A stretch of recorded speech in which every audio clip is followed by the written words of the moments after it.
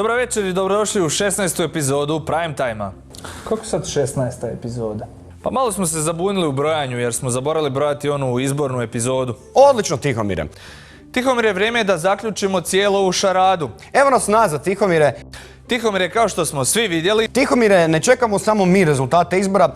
Tihomire, naš konzili spreman je dati projekciju za Gorski kotar, Liku, Rijeku i naravno dijasporu s one strane Učke. Velika tragedija, moj Tihomire.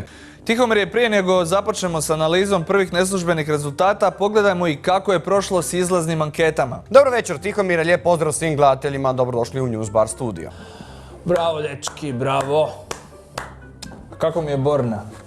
Čuo sam u zadnjoj epizodi rekao da ja ne postojim. O, super je Borna, nećeš vjerovat kako se obukao u svećenika u prošloj epizodi, postavili su ga tu u jednu župu u Novom Zagrebu za svećenika. Pokušao se on obraniti da nije svećenik, ali katolička crkva je toliko deficitarna s kadrom da primaju i ljude koji samo izgledaju kao svećenici. Čekaj malo, sve ono što je pričao u prošloj epizodi im se jako svidjelo. Kažu da je za jednog ateista poprilično dobro odradio taj pomolimo se. Pomolimo se, pomolimo se, pomolimo se, pomolimo se, pomolimo se, pomolimo se. Čekaj, pa on ima djevojku. Joj daj, kao da je to ikad bio problem. Eno, već je 2 djece krstio, jedan par vjenčao, a i sahranio je nekoliko staraca. Koliko će to još potrajati? Pa mislim sve dok negdje pred kolegama ne kaže da Stepinac ne bi trebao biti svetac ili ne znam, odbije kad mu drugi svećenik ponudi nekog ministranta. A što je sa svim sakramentima što je odradio? Jel to sad ne vrijedi ili? Ne, to im ne vrijedi ništa i morat će sve ponoviti. Ali nema povrata novca. Da, to zvuči kao katolička crkva. I know, right? Kad smo kod katolika, jedna od glavnih tema u zemlji postali su pobačaji. Tako će glavnu temu oko koje ćemo se svađati kao društvo, do sada rezerviranu za mrtve ustaše i partizane, konačno zamijeniti nešto aktualniji, mrtvi fetusi. I to je znak dodatne amerikanizacije našeg društva. Može se odgovor na ovo za ili protiv krije u sceni Simpsona kad se predsjednički kandidat iz 1996. Bob Dole uhvati u koštac s pitanjem pobačaja. Abortions for all. Very well. No abortions for anyone. Abortions for some, miniature American flags for others. Jeste vidjeli tko je to? Bob Dole, veteran Drugog svjetskog rata koji je preživio teško ranjavanje, okružni tužitelj, dugogodišnji kongresmen i predsjednički kandidat koji je 1996. izgubio od Billa Clintona. To je bio kandidat republikanaca prije 20 godina. Što se to u međuvremenu dogodilo s republikancima? Da su za kandidata izabrali čovjeka kojem slama izbija iz mjesta gdje bi mu trebali biti mozak i kosa, a čija mrkvasta boja kože sliči nijansi onoga što ostavite u WC školjki kad jedete puno ljutog fiša, paprikaša i čobanca. Mislim, Trump koji izgleda kao da se zgažena crkotina s ceste parila zgaženom crkotinom s autoceste, ovaj tjedan je uspio zapečatiti svoju kandidaturu sa snimkom od prije 11 godina u kojoj je opisao svoj pristup ženama koje ga privlače. I gotta use some Tic Tacs just in case I start kissing her. You know, I'm automatically attracted to beautiful. I just start kissing them. It's like a magnet. You just kiss. I don't even wait. And when you're a star, they let you do it. You can do anything. Whatever you want. Grab them by the pussy. I can do anything. Grab them by the pussy. Grab them by the pussy. Grab them by the pussy. Zgrabi ih za p***. A takvi koji vole ženu grabiti za tu stvar nisu samo kandidati za predsjednika SAD-a, nego su i recimo prosvjednici protiv pobačaja ispred bolnica. Njih isto strašno zanima kontrola nad ženskim spolovilom. Oni stoje ispred bolnice i mole. Nikoga ne diraju, ništa ne govore, tiho stoje sa strane i mole. Da, mole ljudi, mole s transparentima. Ne znam točno kakva je to molitva s transparentima, ali valjda je to nešto novo. S tim da na tim transparentima nisu molitve, nego propagandne poruke s ciljem da osude i povrijede nekog. Za divno čudo ovo za povređivanje uočio jedan hrvatski biskup, Uzinić. Osobe koje su napravile abortus, i koje to rade pod teškim okolnostima, nitko ga nije napravio zbog tog što to želi, nego zbog određenih okolnosti, mogu osjetiti povrijeđeno, a ne smije nam biti svrha nikad povrijediti osobu. Vidite, ovo je već na tragu one knjige, kako se ono zove, ona što završi sa negativcem na dnu ognjenog jezera i vrati se onaj kralj. Gospodar prstenova, povratak kralja, Golum i prsten završe u lavi, a Aragon se vrati kao kralj. Ne, Biblija. Biblija? Da, Biblija završi s tim da se Sotonu i Antikrista strpa u ognjeno sumporno jezero za sve vijeke vjekova, a Isus se vrati na zemlju kao i njegovo kraljevstvo Božje. A znači Tolkien je krao iz Biblije? Nije prvi put da jedan znanstveno-fantastičan pisac krade od nekog drugog znanstveno-fantastičnog pisca. Uglavnom u toj knjizi u njenom Novom Zavjetu Isus Krist, CEO i founder katoličke vjere, na nekoliko mjesta upozorava svoje sljedbenike kako da tretiraju one koji su grešnici. Pa tako kaže u Evanđelju po Mateju: ne sudite da ne budete suđeni. Ili kad je svjetina slična ovoj ispred Vukovarske bolnice navalila na grešnicu da je kamenuje, a Isus je stao u njenu obranu i kazao: tko je od vas bez grijeha, neka prvi baci kamen. Ali dobro, Vice Batarello kaže da nisu oni tu samo da osuđuju i povređuju, nego i da pomažu. I druga stvar, jako puno ti ljudi su uključeni u drugim udruzima koji pomažu žene koji žele pobaciti, jer mi znamo, statistika govori, 95% žena u Hrvatskoj rade pobačaj iz određenih socijalnih razloga, znači određena komotnost ili čak zato što muž ne želi svom mužu reći. Znači puno puta je strah tu prisutan. Da, eto te ključne riječi, strah. Strah od Boga je ono na čemu ovaj masnokosi aktivist i njegovi istomišljenici vole jahati. Evo primjera kako to oni, utjerujući strah Božji, pomognu ljudima. Jedan par je rano u trudnoći saznao da će dobiti dijete s teškim poremećajem koje će, ako se rodi, poživjeti nekoliko sati i doktori su im sugerirali pobačaj. Tu su se umiješali ovi iz 40 dana za život i uvjerili ih da izguraju cijelu stvar do kraja samo da bi se rodilo dijete. Bilo kršteno, umrlo i sahranjeno. E sad, zašto vam pričam ovako tragičnu stvar od koje mi se grči želudac jer je netko natjerao nekoga da rodi dijete samo da bi ga gledao kako umire? I zašto uopće znam za tako nešto privatno? Zato što su se ovi fanatici pohvalili na fejsu sa svojim podvigom. Bolesnici. Možda se vi i ja ne slažemo oko ovoga. Možda vi mislite da je ovo ljudsko biće, ali ja znam da nije. Vi ćete reći da će biti ako ga pustimo na miru, a ja znam da neće nikad biti ljudsko biće. Znate zašto? Zato što je ovo embrij slona. Vidite kako ga je lako zamijeniti za ljudski. Ali evo fotka ljudskog embrija. Vi ćete reći, ali srce mu kuca, to je znak života. Ali ljudima kojima samo srce kuca, a nema moždane aktivnosti, se gase aparati u bolnicama i proglašava ih se mrtvima. S druge strane, frajeri poput ovog vrčkavog Batarella će svuda i uporno ponavljati da je znanost dokazala da život započinje začećem, što je laž da ne može biti veća, ali se uporno ponavlja. I to uvijek od takvih nekih tipova, upelih da žene grabe za i upravljaju s njom. Zašto? Zašto je uvijek neki zajapureni muškarac s druge strane? Zato što si odradio 10 sekundi posla? Hej! Ok, 12 sekundi posla i sad misliš da imaš pravo odlučivati o ženskom tijelu, a? A kako smo došli do toga da su stjegonoše Pokreta za život muškarci koji nikad neće biti trudni, nikad neće imati mučnine, grčeve, bolove, otekle grudi, strije po tijelu, porođajne muke, užasne uvjete u hrvatskim rodilištima, postporođajnu depresiju, bradavice uništene dojenjem i nikad neće imati cjeloživotni osjećaj da nisu dovoljno dobre majke, žene i zaposlenice, jer to je ono što društvo tako dobro radi ženama. Hoćete prosvjedovati za život? E pa marš pred sjedište Hrvatske udruge poslodavaca i prosvjedujte za bolje uvjete žena na poslu, zabranu otpuštanja trudnica i majki, produljenje porodiljnih dopusta i povećanje porodiljnih naknada. Tu vam je izvor pobačaja i katastrofalne demografske slike. Hoće. 30. veljače.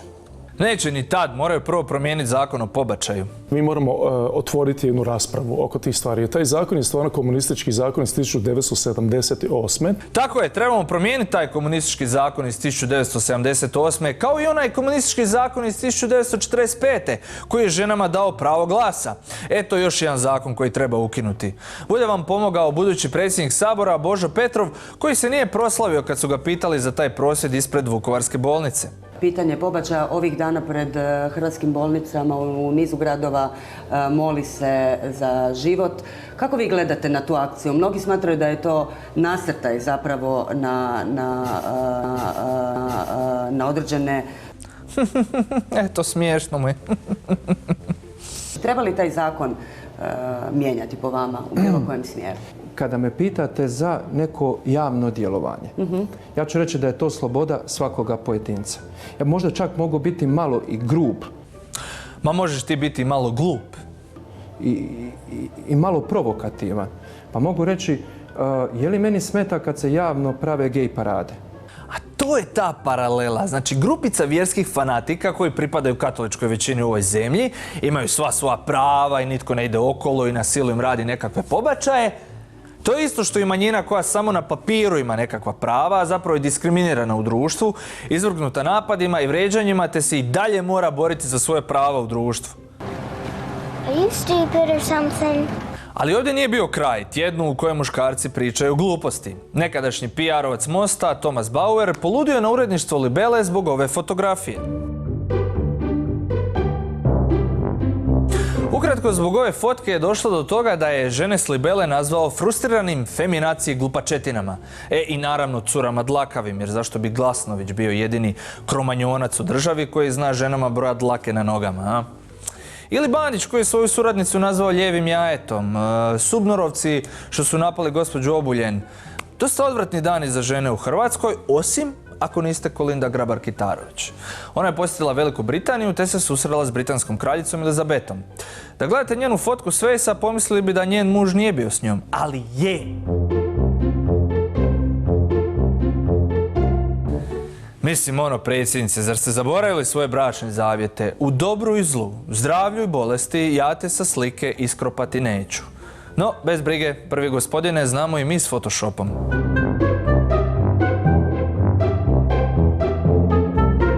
Jakove izdrži. Nakon mjesec dana pregovora pao je dogovor između HDZ-a i Mosta. Most je uspio slomiti HDZ sa svojih 7 uvjeta, baš kako su i najavljivali u kampanji da će napraviti s bilo kim tko želi koalirati s njima. Most je svoju kampanju temeljio na svojih 7 jamstava, tvrdeći da neće ni s jednom stranom formirati vladu bez da se prvo ona ne izglasaju. Evo što je Petrov govorio prije mjesec i pol dana. Sve smo procedure provjerili. Može se napraviti unutar 30 dana od trenutka kada se formira Sabor. Ajde, svaka čast Božo, da konačno netko u ovoj zemlji izvrši svoja predizborna obećanja. No Petrov mijenja mišljenje, već je tijekom pregovora s HDZ-om odlučio odgoditi primjenu 2 jamstva, smanjenje pretplate za HRT i proglašenje isključivog gospodarskog pojasa. A iako su sve njegove izjave još ovog vikenda upućivale da se od izglasavanja 5 zakona prije potvrđivanja vlade neće odustati i da će se sve naći na dnevnom redu u petak kada je konstituirajuća sjednica Sabora, evo i druge priče. Ići će konstituiranje Sabora, stavljat će se na dnevni red 7 jamstava, određeno razdoblje, znači nekoliko dana, sad namjerno neću definirati koliko dana, nekoliko dana će se ići sa izglasavanjem novih zakona. Ako slučajno procedura bude takva ili rasprave budu toliko trajale, da će se morati čekati apsolutno sve da bi se mogla formirati vlada, nećemo dovesti u pitanje formiranje vlade. A joj Božo, ti kao trokrilni kad je Štefici Cvek najavio koliko će trajati njegovo vođenje ljubavi. Kada ćete? Istinski, bez foliranja. Kada ćete 2 sata u cuhu? Ma kakvi? Kada ćete celu noć? Dok ti ne dođe tetka iz Bosanske Krupe. Nego, a što sad s tim što je sklopljeno između HDZ-a i Mosta? Je li to koalicija ili suradnja?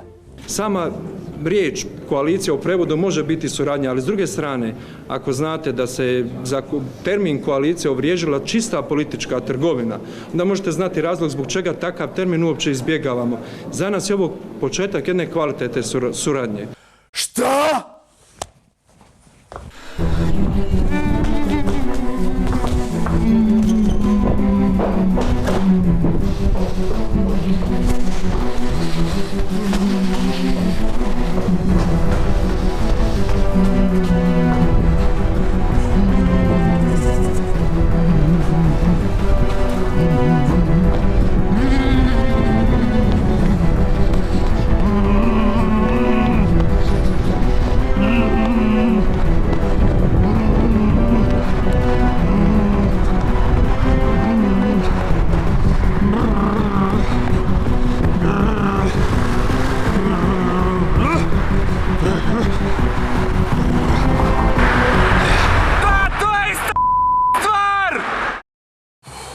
Ovo je trebalo izbaciti iz sebe.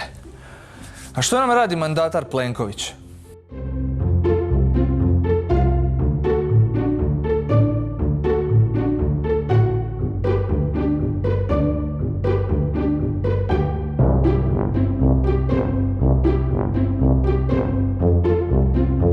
Ma dobro, osim toga što pokušava ubiti novinara, hoće staviti koju ženu u tu vladu? Dođemo u poziciju da formiramo hrvatsku vladu u kojoj će naravno, evo moram to odgovoriti ovako jasno, biti i žena suprotno spekulacijama koje su bile proteklih dana u javnom prostoru. Da, ostaje pitanje hoće biti žena kao jednina ili žena množina. Mislim, trebalo bi u kontekstu svega onog užasa iz prvog dijela emisije. Čekaj, a tko su zamjenici Petrovu u Saboru? Ispred Hrvatske demokratske zajednice 3 potpredsjednika Hrvatskog sabora budu akademik Željko Reiner, zamjenik predsjednika stranke Milijan Brkić i glavni tajnik stranke Gordan Jandroković. Opa, sjajno. Znači, gospodin rotacija za skijanje, gospodin čovjek od silikona za dupe svakog šefa i gospodin prepisivačina diplomskog. Ima još kakvi dobri vijesti? Potvrđeno je osnivanje Šeksovog savjetodavnog vijeća koje će davati svoje mišljenje predsjedništvu HDZ-a, pa će tako čelnik stranke između ostalih primati savjete Borislava Škegre, Ljilje Vokić, bivših premijera Valentića i Gregurića. O, znači ekipa iz 90-ih. Pa sjećate se 90-ih. Mislim, sjećate se ljudi koji su prvotno upropastili ovu zemlju, iskoristili je za ratno profiterstvo i opće uništavanje društvenog vlasništva. To je savjetodavna ekipa. Pa bolje da se pomolimo. Wow, čekaj malo, daj to još jednom pusti. Vidite kako se ovdje zorno može vidjeti tko je pravi katolik, a tko lažni. Pravi katolik kad se križa diže lijevu na srce, mislim, to je refleks jer to se tako radi. A ovi što im ruka mlohavo visi sa strane su lažni katolici. Molim vas da poradite na tome, predsjedniče jedne demokršćanske stranke. A što nam je s komunistima? Dvorana puna crvenih balona i istaknutog slogana, ne baš originalnog. Promjena u koju vjerujemo. Gotovo je doslovce preveden slogan Baracka Obame iz 2008. Promjena u koju možemo vjerovati. Ajde, barem su lapsuzi i dalje originalni i nisu prepisani od Obame. Ali grad koji treba započeti nove odnose između... Ono što je važno je da ljudi ne budu u Hrvatskoj eksploatirani, da poslodavci ne iskorištuju radnike. Kako vidimo, Milanović je stranku ostavio u sjajnim rukama. A što je s njim? Neki dan sam čuo neku vijest o njemu da je kupio novi auto, da. Mogu misliti samo kakav je to šok za čovjeka kojeg su 4 godine svuda vozili da odjednom mora voziti sam sebe. Evo reportaže. Nakon što su ga 4 godine vozili u službenom automobilu, Zoran Milanović kupio svoj vlastiti automobil. Sad ćemo ga promatrati da vidimo kako se snalazi.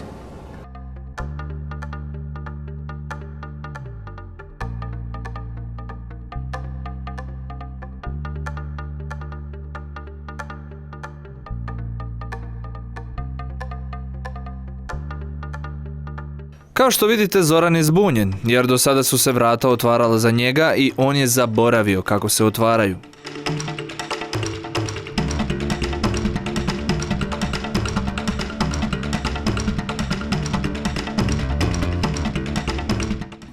Možete vidjeti da su njegovi prsti zakržali od dugogodišnjeg neotvaranja vrata, ali evo on pokušava, pa nadamo se da će uspjeti.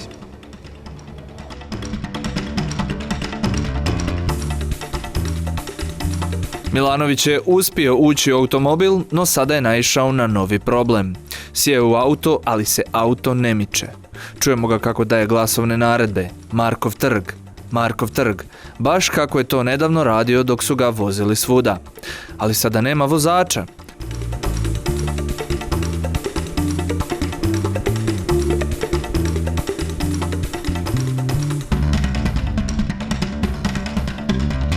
Nakon žestoke borbe sa sjedalima, uspio je preći naprijed, bliže kontrolama auta. Ali i dalje nije dovoljno blizu.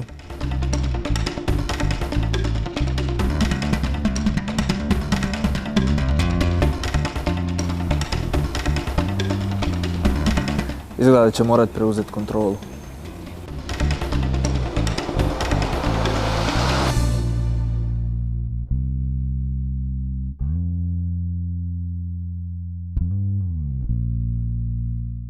Evo ga, konačno na pravom mjestu. Hoće li Zoran nakon višesatne borbe uspjeti krenuti kamo se zaputio?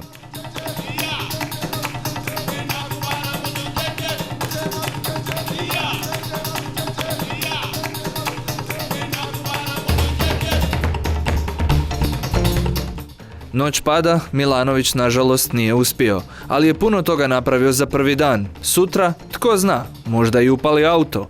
Želimo mu puno sreće s njegovim novim automobilom. To je sve za večeras. Oni pozorniji među vama možda su primijetili da sam večeras imao istu kravatu kao i mandatar Plenković. Naravno, ja za razliku od njega znam i pravilno svezat. Ne ovo, gospodine Plenkoviću, ne ovo. Ali naučit ću ja vas štogodu iduće 4 godine, a ne samo kako svezat kravatu ili se prekrižiti. Doviđenja.